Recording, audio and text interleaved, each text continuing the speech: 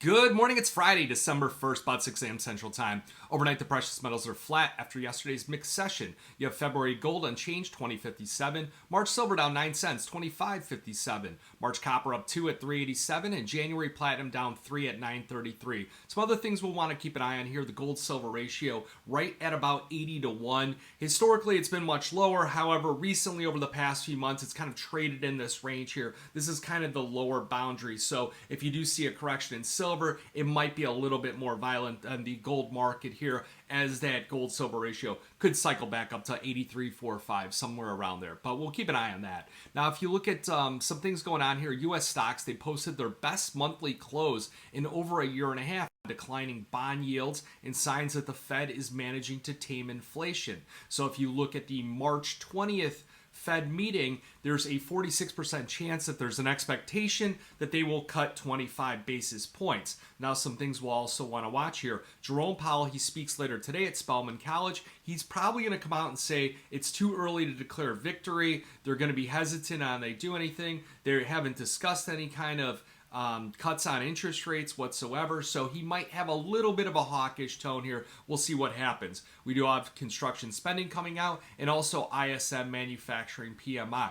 Much of the economic data has been weaker recently, so we'll look for some revised down on the numbers. Now, if you look at gold and silver, the current trends are still bullish. Silver looks a little bit extended, as I outlined on that gold-silver ratio in comparison to gold, where gold is consolidated over the last 3 days. Silver made a new contract high, at least recent contract high, and we're a bit lower on the day, down about 8 cents. Now, if you look at that performance for November, it's natural that people are going to take some of those positions off. People are saying, hey, we've got the best monthly close on U.S. equities, the Dow posting one of its highest close. Why don't we take some of that off? We'll wait until next year. We've had an incredible recovery since that October 7th low. Now, the current levels that we're watching on the gold market, your key level support, the 200-day moving average right around 2003 on up to the trend reversal point, which is 2012. So expect pocket support there. Below that's going to be the 50-day moving average at 1973.5.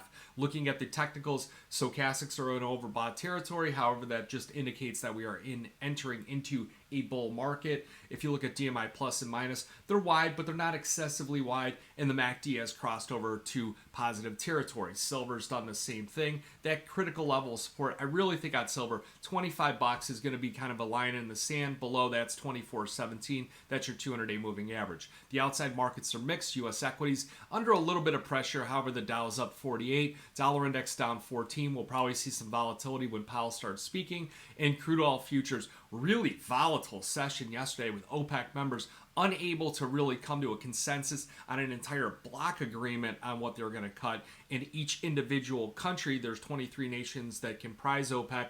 Each one had reported whatever their own individual cuts are. Some things that we're watching here, copper up 320. I really believe the resistance point on copper right around 392. Many of you are currently involved with that market, so we'll look at perhaps reducing some positions on an extension upwards over there. And then also the agricultural markets under quite a bit of pressure here. Beans down 15 cents, down about 1%. Same thing with the wheat. Wheat's had a great run. Beans are starting to correct again, so we'll keep an eye on that. If you got any questions, give me a call. Post an article on Kitco here today. You guys all have a great weekend.